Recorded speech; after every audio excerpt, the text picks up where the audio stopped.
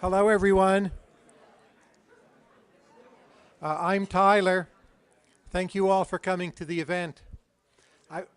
I was asked if I would be speaking about the Eurozone tonight.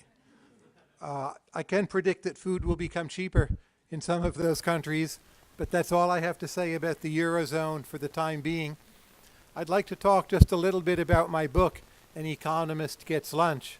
And this is really a book inspired by having lived here in Northern Virginia and also near Maryland and Washington, D.C. In a broad sense, it's a book about this area. I'm very much an optimist about food. When I look at the food world, what I see is a kind of bundling of food and complaining. People love to complain about food. So you look at most books on food, like Fast Food Nation, or you look at Morgan Spurlock. There's no end of things that people complain about with food. So it might be genetically modified organisms, if you're reading Mark Bittman. It might be that too many people are eating too much food. It might be fast food. Or people might be complaining that we actually transport in food from other places, believe it or not. So these are the people I call the food snobs.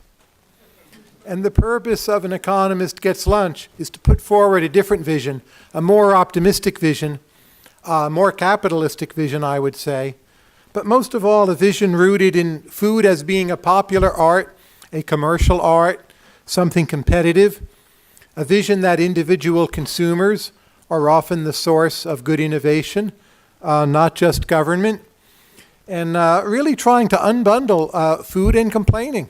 I think food is something we should celebrate, and commercial food is arguably mankind's single most important invention. If you think even at the very beginning of the 20th century, most Americans basically lived on farms. Today, 2% of the labor force works on farms. Because of food productivity, we have basically everything else that we have in modern life. So this is to be celebrated. Genetically modified organisms, there's very strong evidence they're just flat out a good thing. There's not serious evidence that they've caused significant problems, health, environmental, or otherwise. If anything, they've improved the environment. The data seem to indicate that the so-called obesity epidemic has peaked. And besides, the people least likely to be obese typically are foodies and the well-educated. So the way to attack that problem, I would say, is by educating people about food, not trying to control their behavior. There's a lot of evidence that transporting food does not take up much energy. I do think there's a serious case for, in some way, using your private food life to improve the environment. But what the data indicate, by far the most effective thing to do is simply eat less meat. You don't have to become a vegetarian, just eat a bit less meat. That will have more positive impact than any other food decision you can make. Also, if you care about climate change, just eat less meat. Cows burp and fart. The energy consumed by bringing in grapes from Chile on a boat, it's very small. It can be more environmentally efficient than having a local farmer get in his pickup truck. There's some things when you fly them in, it's inefficient, but overall, distance is not the enemy of a sound environment. Distance is international trade. It lowers costs. For the most part, it lowers the burden on the environment. Now, part of the book also is about how to find good food. It's a how-to guide. It's not mainly a policy book. And I think there are some fairly simple principles. You need to learn a bit how to apply them. But they guarantee, I think, that even if you're not an actual food expert, if you apply the principles, you can eat much better meals. Furthermore, I do not think that on average, more expensive food is better food. It can be, sometimes it is, and there is a lot of very bad cheap food in the form of fast food. But note, even fast food's gotten a lot better in the last 5 years. Improvements in fast food are the biggest food sector trend right now, and that will continue. But anyway, just a few of the ways I think about food. First issue is, how do you get to it? You really should be looking for places that are hard to get to. If it's too easy to get to, something is wrong. Let's say you're walking down the main aisle of a mall, or you're walking down Fifth Avenue in New York or Broadway. That food is easy to get to. It's usually like good enough. It may not be terrible. It's got to serve a lot of people. But they're paying a high rent. They've got to do high turnover. It's not really that specialized. What you want are things that are weird or esoteric or a small number of dishes or for a small number of customers. And those are places that are hard to get to. So if you find when you go out to eat, you keep on getting lost, this means you are on the right track. The question I'm emailed the most often, I despair when I get it. People ask me, I'm looking for somewhere really good to eat right by a metro stop. This is now more possible than it used to be, but basically being right near a metro stop is a bad sign. It's changing actually in Clarendon. There are some better places. But still, best places, the best bargains are hard to get to. Here's another way to think about food. We're in the United States. It's a big country. We're great at long-distance, large-scale logistics, right? We're the country of Walmart. A lot of foodies think that's bad news, but I say use it to your advantage. We're also a nation of immigrants. We're a nation of talent. So if you're looking for a dish that is based on like the perfect raw ingredient, like you go to Italy, they serve you a plate. There's a tomato, there's some olive oil. Like that's it. It's awesome. It's wonderful, but you're in the wrong country for that. If you can get that here, if it's going to be good, it probably costs a lot of money. Fancy chef, flown it in, whatever. The American genius in food is combining ingredients in creative ways, often done by immigrants. That's what this country is. Those are our strengths in every other area. Like think about Google. Google's a great company. It's like immigrants combining mathematical ideas in new ways. We're good at that. We're good at that when it comes to food. So go to a Bolivian restaurant. Don't order the plain steak. That'll be like okay. Order the steak with the green chilies, the onions, the tomatoes, the green sauce on top, the rice, the potato. Mix it all together, and then it's great. Very simple rule. Do not order dishes which rely on ingredients quality. Order dishes which rely on human creativity.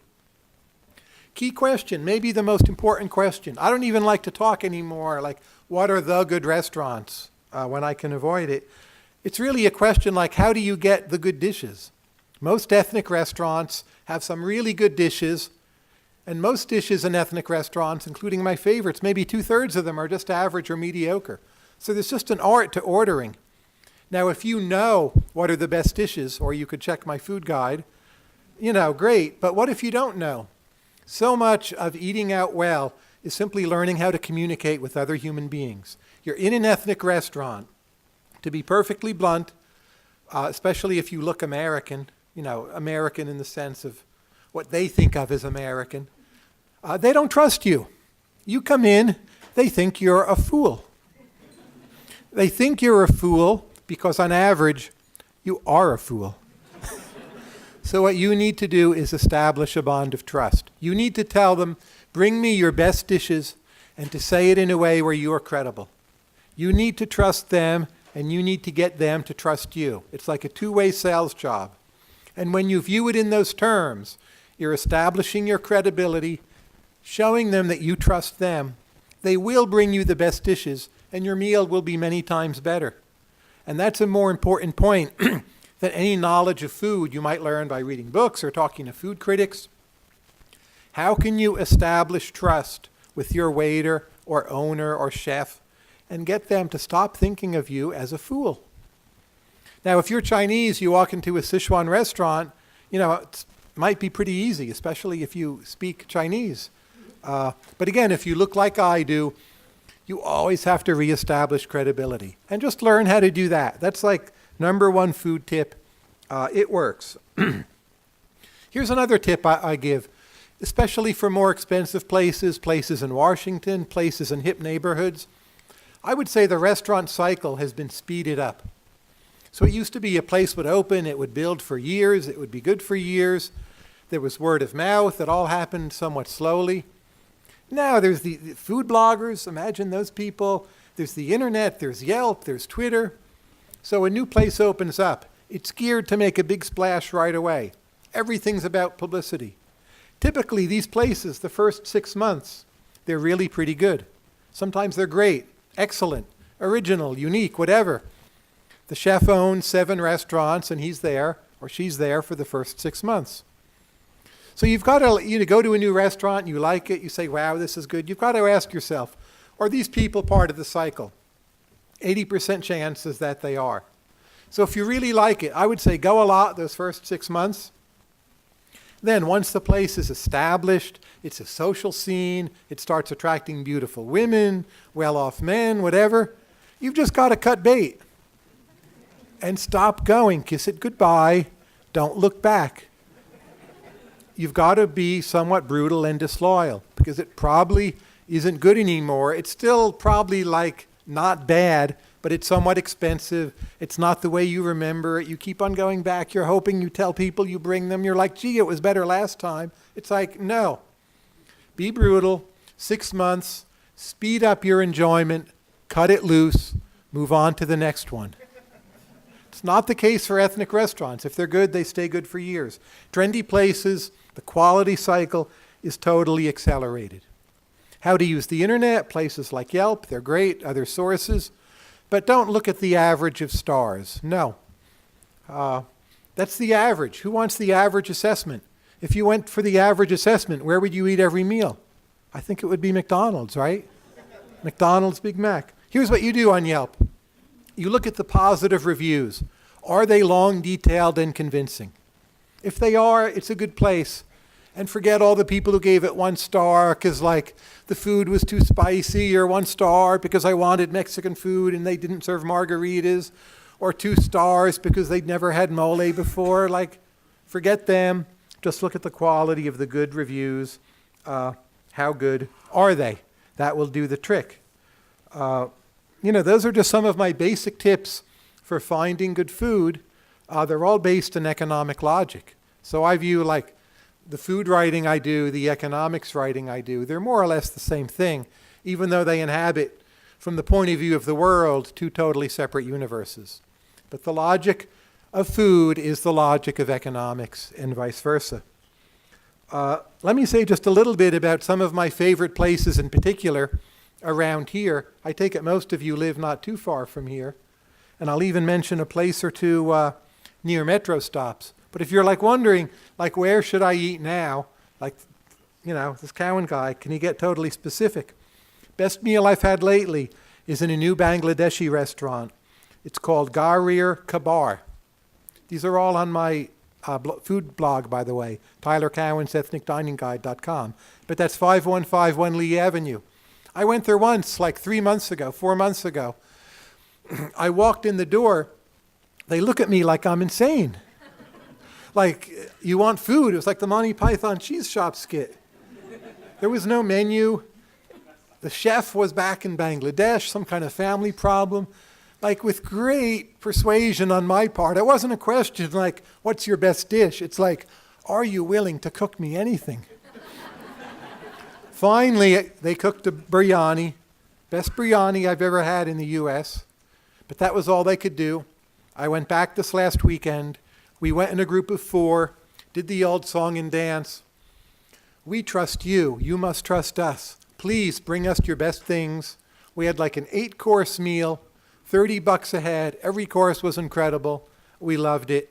I'm dying to go back. Every course was original. There's not that much Bangladeshi food around here. It wasn't just, repeating Indian dishes. Great place. That's my number 1 pick right now. Another place like really right around here and really right by a metro stop, but they have a hidden menu. It's called Hunan Delight. You get out of Boston Metro, it's right across the street, like right across, like 20-second walk. It looks terrible. It does everything wrong. It has every mark of a bad American Chinese restaurant. And it is a bad American Chinese restaurant. But if you go in and ask for the secret menu, the Manchurian menu, and then even on the Manchurian menu, there are secret dishes, not on the Manchurian menu. That is a great meal. And you need to go in a group, get a bunch of things. Just ask them, like, what should I get here? Let them take care of you. It's a great place. Chinese food buffet, all that's mediocre. Don't let it scare you off. If you can't get the secret menu somehow, just like walk out and leave. It's interesting, this escalation of the secret menus. Another favorite place of mine, it's called Bangkok Golden. It's a Thai restaurant at Seven Corners. Like the Thai food on a scale of 1 to 10, maybe it's 5.5. I mean, it's not bad. I think it's good. It's maybe above average. But their best food is Laotian. Tremendous Laotian restaurant, and really cheap. So if you go there, well, at first it was a secret menu, and you had to know to ask. 90% of the people got the Thai food. So if people who knew got Laotian. Over time, more people knew. Laotian food, the word spread. Now there's a double secret menu. There's a secret menu in Laotian, which is not really a secret anymore. And there's an extra double secret menu written only in Laotian. You need to ask for that menu. They don't want to bring it to you. Maybe there are Laotians in the audience, but there probably aren't too many. So they look at most of us and they think, you don't read Laotian. You must insist. Menu in Laotian. And then they bring it to you and just say to them, I want these. Make them bring you those dishes. And they will laugh and they'll think you're silly. You must hold your ground. That's one of the best places. The middling secret menu is still great. Thai food, okay. Middling secret menu, great. Super double secret menu, very great. I recommend there. In D.C., more expensive, but Little Ciro, one of the best places in North America. It's fixed price. They don't take reservations. You have to wait in line. But it's absolutely tremendous. It's better than any other expensive restaurant in town. It's just one of the best places to eat right now in this whole side of the world. So go now before, I don't know what they'll do with it, but it can't last forever. You get many courses for what is kind of a fancy restaurant, not a lot of money. Around here, what's new? There's a new place just blocks from here. It's called Rus Ooze. What kind of appealing name is that? Rus Ooze, food. But it's RUS-UZ, which is still like wacky. But you hear a wacky name and you think name is ugly, maybe the food is good.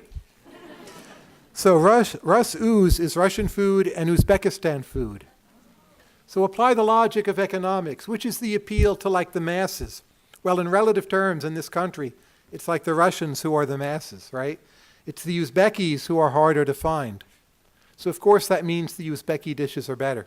Just get the Uzbeki dishes. You'll see these Russian dishes on the menu, the familiar stuff. You know, the dumplings, the borscht, whatever, it's okay. I mean, it's fine, but don't go there for that. Hold your ground. Get the Uzbeki stuff, like the noodles, the lamb, whatever, the pasta. It's excellent. Only Uzbekistan restaurant around here, right by a metro, a few blocks from where we speak. If you're into gas stations, and I bet most of us are, if you drive a car, but in Maryland, R&R Taqueria, best Mexican food around by a long mile. It is served out of a gas station. It's 12 miles up Route 95. It's worth the trip. That's great. It's like our one real Mexican place. There's a Vietnamese cluster in Eden Center. Most of you probably know that. Just go there, make some kind of mistake. Go to the little places in the corridors. Those little places, they don't have names. They don't really have menus. They're like glass and 3 tables.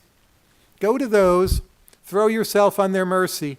They'll have 5 dishes, and 3 of them you won't like, but their best dish is really good. Find out what's their best dish, get that. There's an Ethiopian cluster in West Alexandria on South George Mason Drive. Not too far from here. All those places are great. My favorites are EO Sports Bar. Again, a great name. When I heard that name, I thought, this place must be great. When Americans want to eat Ethiopian food, what kind of name are they looking for? Like Red Sea, Queen of Sheba. Fine. Those are not bad restaurants. But when it's EO Sports Bar, it's really for Ethiopians. Names you can't pronounce, names in tonal languages, names which indicate you'd never want to go there. For ethnic food, basically, that's a green light. Every Sunday on Route 50, a bit west of here, there's a few Bolivian food trucks. I'm a huge fan of food trucks. DC is trying to basically regulate them out of existence. I hope you all lend your support to the cause to keep those food trucks going. Virginia doesn't have as many food trucks. I guess Arlington does. But Fairfax, we're like not up to food trucks.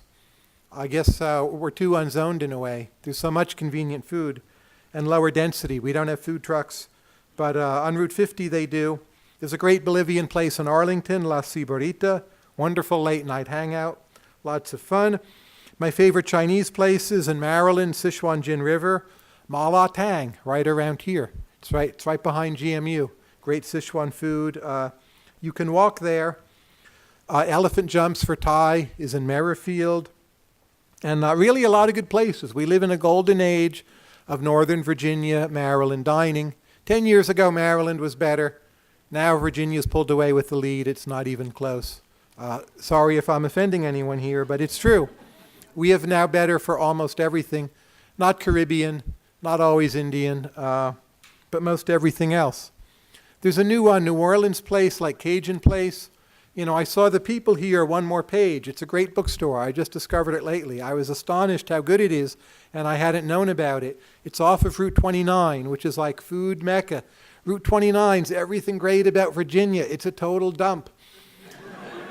Every site on Route 29 is ugly. When Route 29 becomes nice, it is time to leave this area because we will be boring. So like Clarendon is sort of priced out Vietnamese, priced out, you know, some of the lower income Latinos, but Clarendon is still diverse, still interesting, still has great food, great. But Route 29, it's like the bastion of diversity, and just like track that road. Every year, Route 29, you know, parts get better, parts get worse, but when you see it being gentrified, run the other way. But there's this place, they have New Orleans dishes and, you know, the crawfish, which they boil, and right next to that is one more page. That makes for a great combined trip. So go there if you have the chance. And you can eat decent New Orleans food, but it's a great bookstore. Anyway, I'm about out of time. We have time for some questions, but those are just my basic points about, you know, food, capitalism, markets. We live in a great world. It has some problems. The biggest problem actually is how are we going to grow more food for poor people and get the price down? That's a real problem, not for like the people in this room, but for the world as a whole, for Africa, for South Asia, for other poorer parts. We need to get agricultural productivity up. We don't need nearly as much people complaining about, you know, individuals in the U.S. somehow doing this or doing that in a way which is maybe found to be unaesthetic. The real food problem is growing more, getting it cheaper. But if you live around here, you know, food's great, and those are just some of my core tips on how to find it. Anyway, thank you all for coming.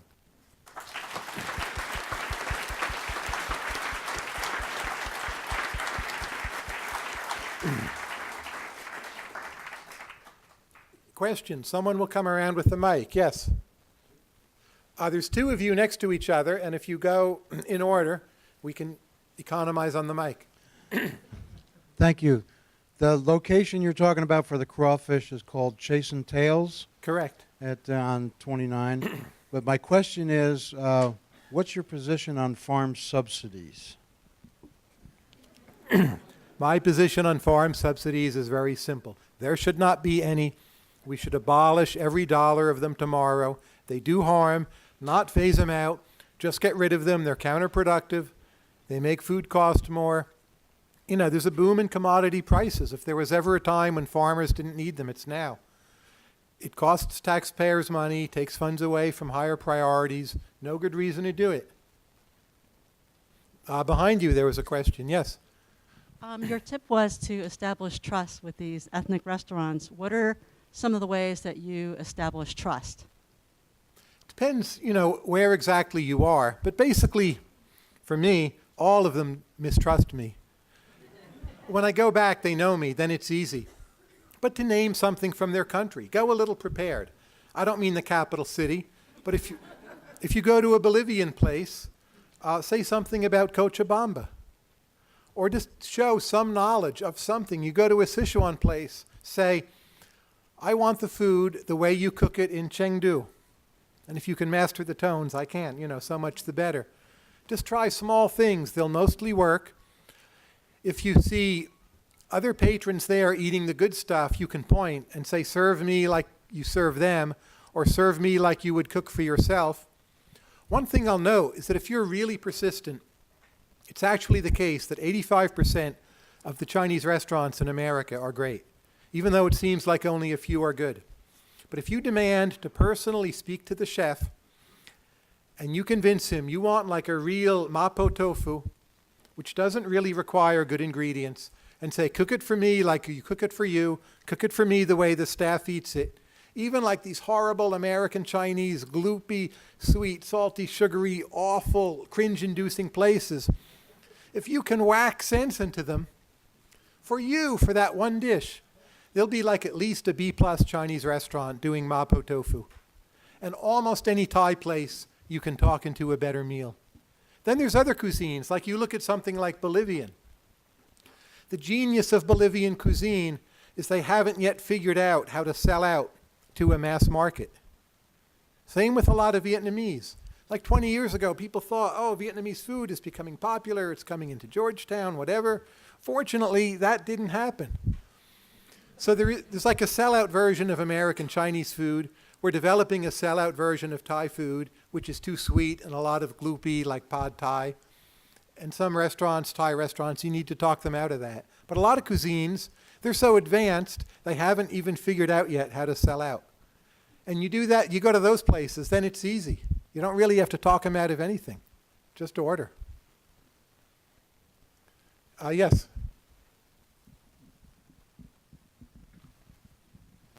So regarding these theories like that beautiful people in a restaurant are negatively correlated with the quality, it seems like there's not much empirical evidence on that. Do you think it's possible to get empirical evidence on that, given how subjective things are? And should that be done? The study would cost a lot of money, but I will volunteer for it. Here's the way to think about it. Beautiful women in a restaurant, they actually are correlated with quality of the food overall, because it means you have higher income diners on average. But in terms of like the price-quality gradient, how much quality do you get for what you pay? Beautiful women in a restaurant are typically trendy places where the food is like pretty good, but it's really expensive and not really extraordinary. And those places are usually best before the beautiful women or men started to come. Can I prove that statistically? No. Do I know it's true? Yes. But you've got to think about the trade-off in terms of price-quality gradient. So if you're a billionaire and you just want like pretty good food for $70, by all means look for the beautiful women. And there'll be other advantages too. But you can do that for $70, and I can go my Bolivian route for $12, and actually I'll probably prefer my meal to yours.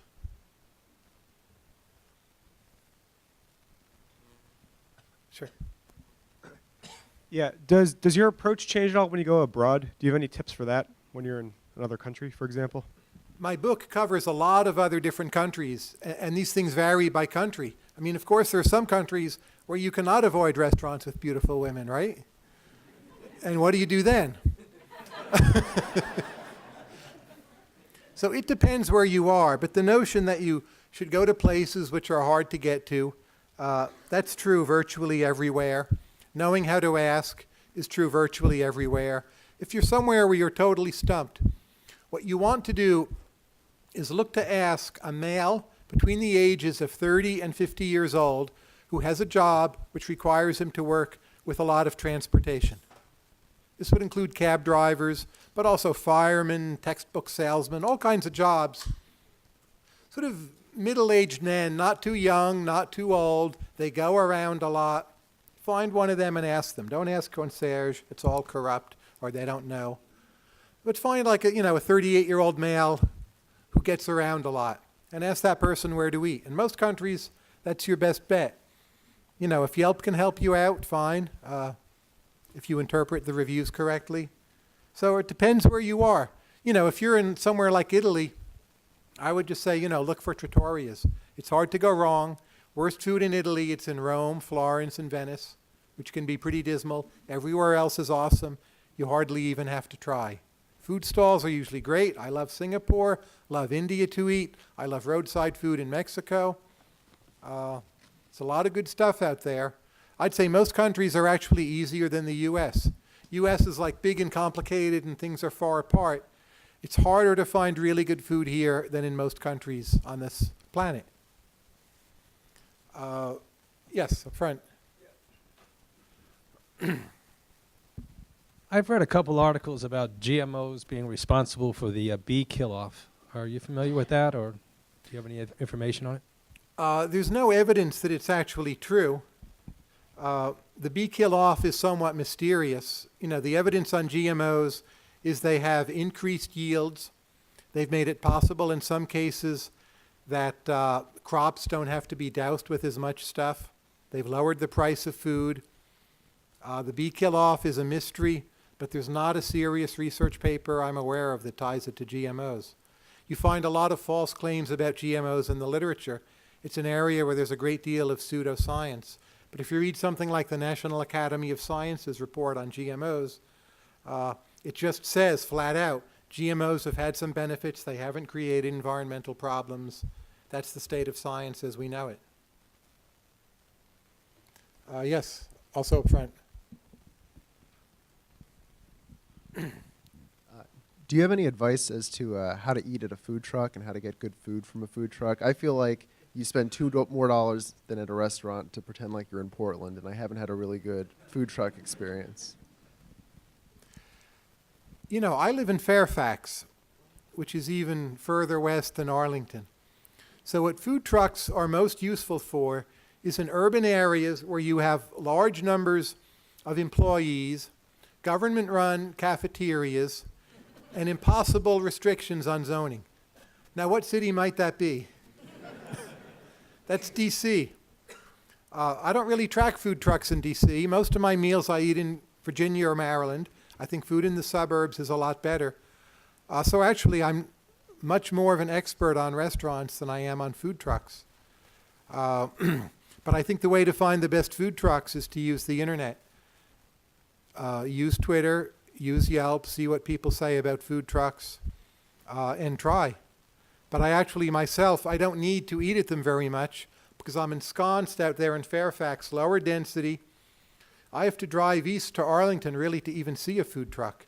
So I'm living in a somewhat different world. So on that, try the internet would be my main advice.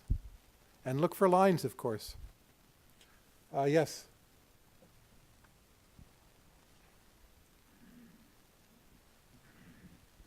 I was just wondering what your experience is about asking a concierge at a hotel for recommendations. I've experienced some where it seems like they kind of get paid off and they're just going to a place or recommending places that aren't necessarily that great, but maybe a restaurant that you know, might be trendy. I was just wondering if that's something you ever do, or do you just recommend going out on your own? Go out on your own. Never ever trust the concierge. First, they might be corrupt, as you mentioned. But also, you know, it's like the people in the restaurant. He doesn't or she doesn't trust you. And there's actually a fair degree of contempt. Because their job is for other people to give them a hard time with questions that are often, I don't want to call them stupid, but frustrating, or the people are never happy, or they want the impossible. So they're going to send you somewhere that is like maybe okay, but the tourist experience. So never ever do that. If there's a way you can get the concierge to actually trust you with extended dialogue, a lot of them do know a lot. And if you're sure you've reached that zone, then it can be great. But you've got to put in like time. You can't just say, hey, trust me, tell me where to go. So avoid them. What do you need them for? Nah, get out on the street, look for someone to ask if you're really desperate, if you don't have a smartphone on you, whatever. Yes.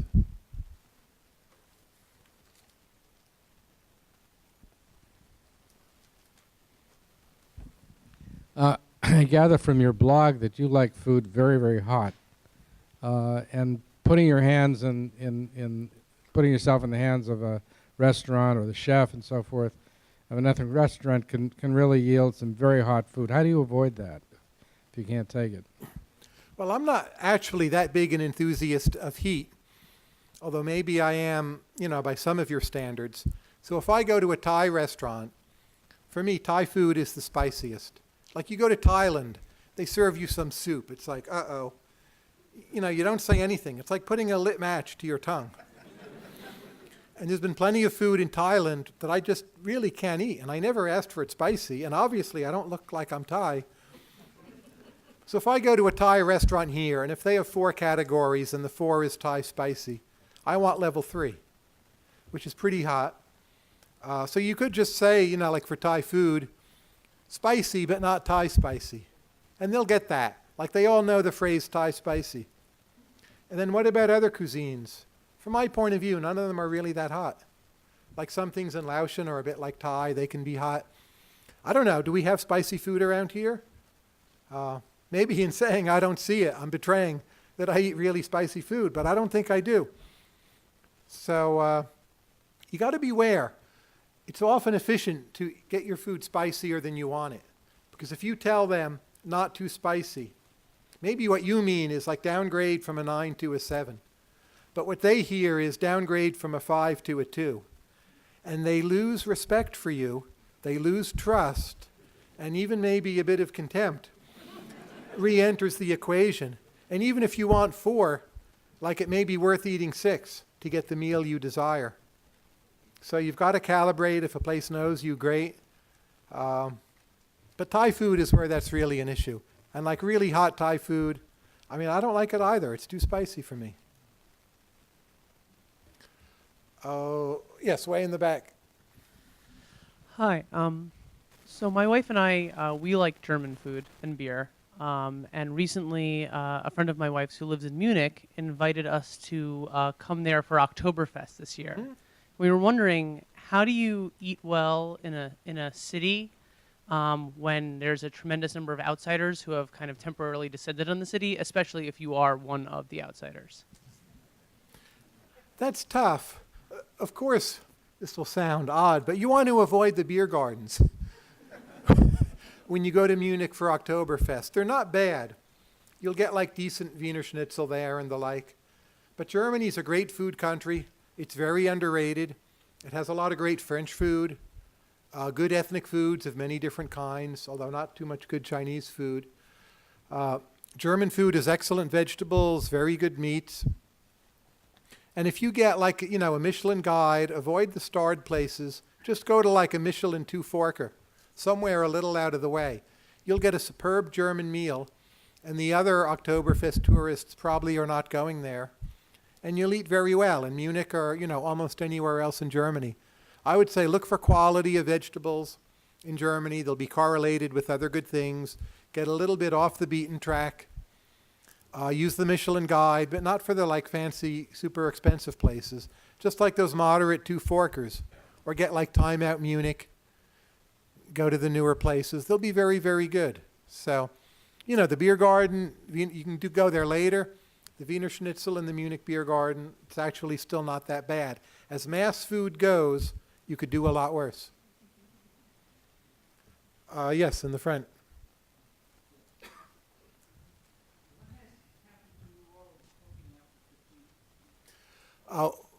What has happened to New Orleans cooking after Katrina?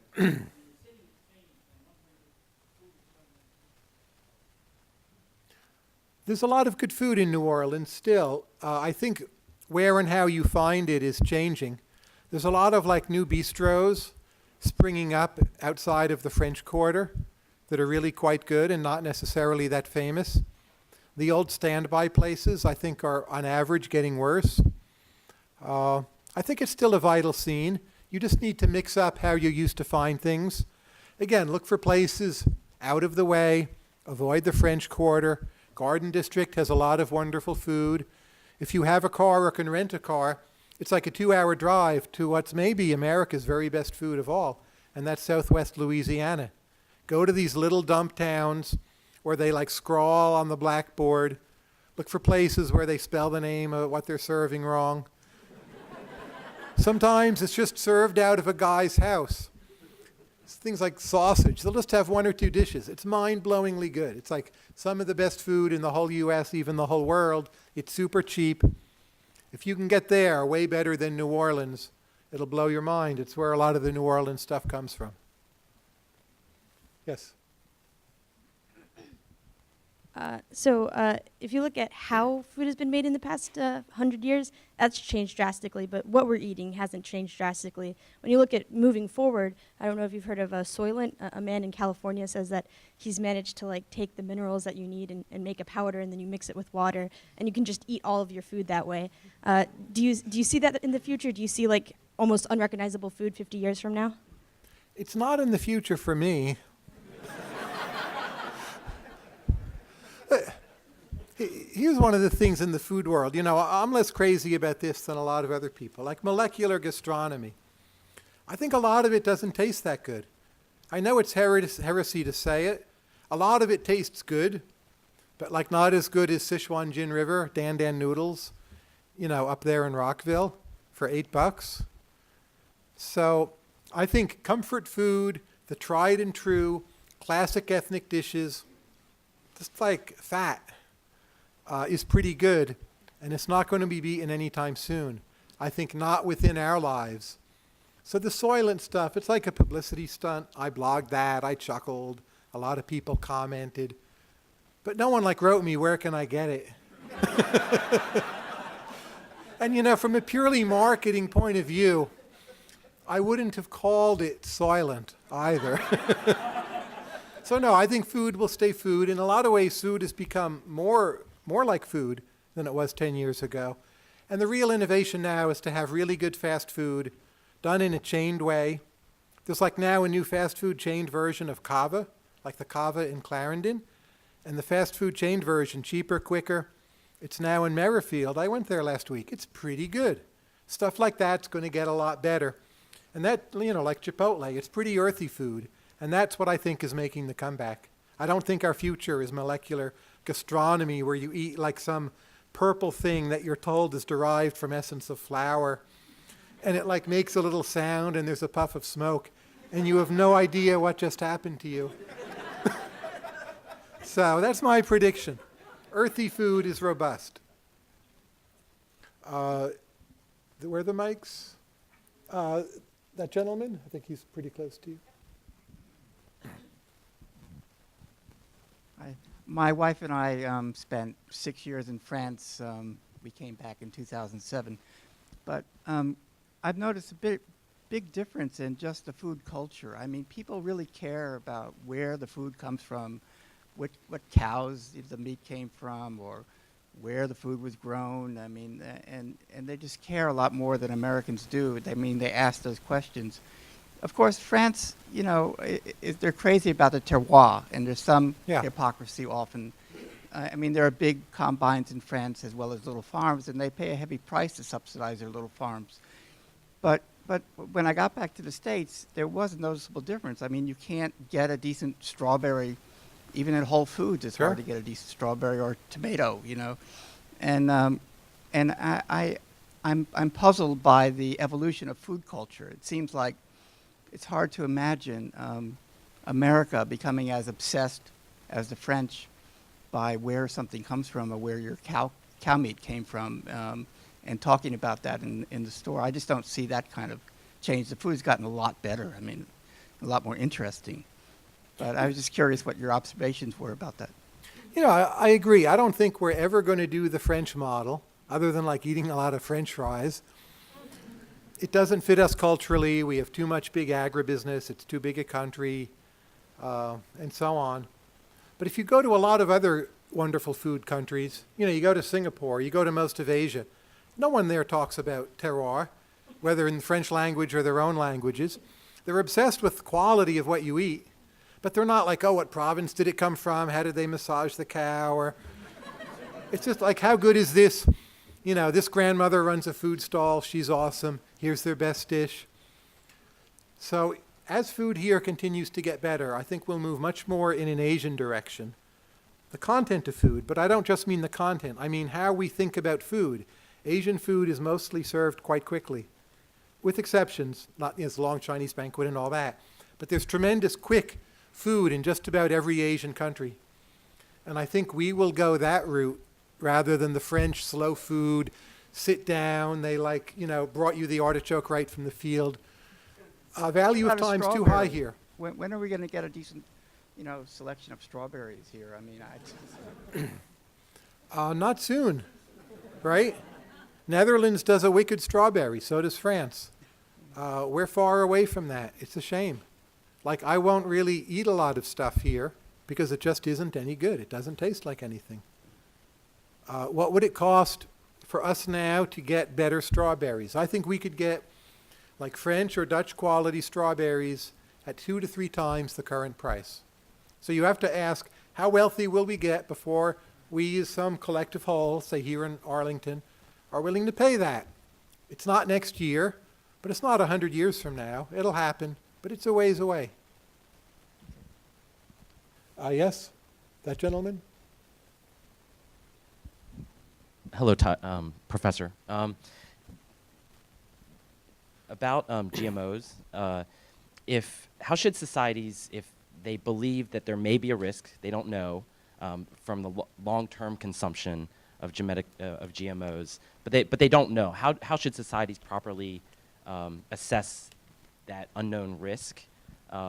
Given that the only way to truly understand the risk is maybe if you take the plunge and actually consume it over the long term. If a country believes that, or a society believes that, how do they properly assess that risk in deciding whether or not GMOs are right for them? And also, if you'll indulge me, I'm Chinese, my beautiful wife is Indian. Mm-hmm. If you had to give up one of those cuisines for the rest of your life, which one would it be? Let me take those in reverse order. All cuisine is regional cuisine. So there is no Chinese food. There is no Indian food. I would give them both up and have all the foods of the regions and be just as rich as before. But on GMOs and risk, most of the food we eat is in some way genetically modified. Like corn is not something which exists in nature. It was bred by basically Nahua farmers in central Mexico thousands of years ago, and they took a weed and they turned it into corn. So there's a lot of genetic experimentation with food going back a long way. And the main effect is that it increases yields. The main environmental effects can be it may push out other crops. Presumably the food is more valuable. A few 100 million people have eaten GMOs in the US now for over 20 years. There's just not evidence of any health problems. If you think about what GMOs do, it's just not that different. There's nothing in theory to lead us to believe it should be harmful to people. The simple point that rice is rice is still basically true.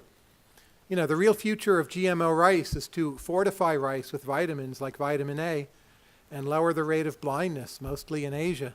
And this is starting to get underway. We'll see how far it goes. So I think the risks are on the side of not using GMOs. The natural state of man is to starve or to die at 30 or 40 and be in a Malthusian world. That's kind of the risk. So when you weigh that risk against the GMO risk, rather than thinking like GMO risk against a perfectly safe world, then I think you see the problem somewhat differently. Anyway, I think we're about out of time, but thank you all for your questions. I'll be here for book signing and the like, and I appreciate your coming, and thanks also to the library.